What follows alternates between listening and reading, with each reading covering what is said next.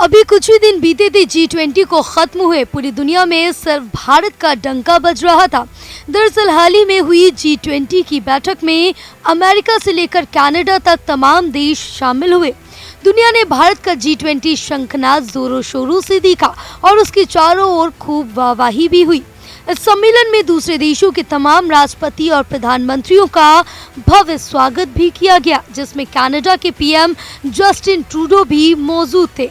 लेकिन आज कुछ ऐसा हुआ जिसके बाद यही लगेगा कि जो कुछ दिनों पहले तक भारत को अपना दोस्त बता रहे थे, वो आज भारत को ही आंख दिखाने लगे। जी हाँ, हम बात कर रहे हैं कनाडा के पीएम जस्टिन ट्रूडो की। जस्टिन ट्रूडो आज कुछ ऐसा बोल गए जो शायद अब इस रिश्ते की गहराई को कभी नहीं भर पाएगा। दरअसल आज जस्टिन ट्रूडो ने कनाडा की संसद में आरोप लगाते हुए कहा कि सिख नेता और खालिस्तानी समर्थक हरदीप सिंह निज्जर की हत्या में भारत का हाथ है। साथ ही इस मामले की जांच भी जारी है। और तो और कनाडा ने भारत के राजनयिक को भी निकाल दिया, जिसके बाद भारत भी कहां चुप बैठने वालों में से था। बता दें कि कनाडा को मुंहतोड़ जवाब देते हुए जस्टिन के सभी आरोपों को खारिज करते हुए पलटवार किया कि पीएम ट्रूडो के आरोप बेतुके और प्रेरित है।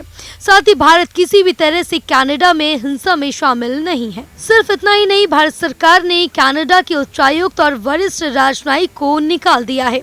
इस बारे में विदेश मंत्रालय ने बताया कि संबंधित राजनयिक को अगले 5 दिनों के भीतर भारत छोड़ने को कहा गया है।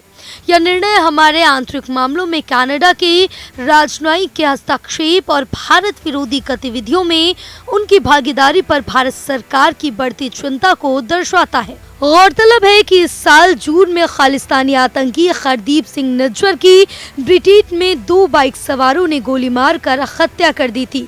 कनाडा की सुरक्षा एजेंसियां निज्जर की हत्या का आरोप भारत पर लगाती रही हैं।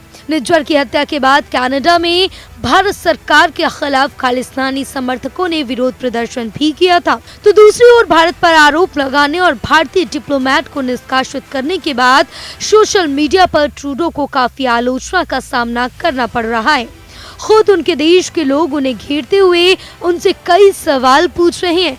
कुछ ने तो ट्रूडो पर कनाडा को आतंकियों की शरण स्थली पाकिस्तान जैसा बनाने का आरोप लगाया। बताते चले कि भारत जिस तरह खालिस्तान की मांग करने वालों का शुरू से विरोध करता आया है, ऐसे में कनाडा सरकार अपने फायदे के लिए अपने सांसद की हत्या का आरोप भारत पर लगाने की कोशिश काफी समय से कर रही है। लेकिन भारत सरकार और प्रधानमंत्री नरेंद्र मोदी ने साफ कर दिया है कि ना तो भारत खालिस्तान को लेकर कोई समझौता करेगा और ना ही किसी को इसका फायदा उठाने देगा।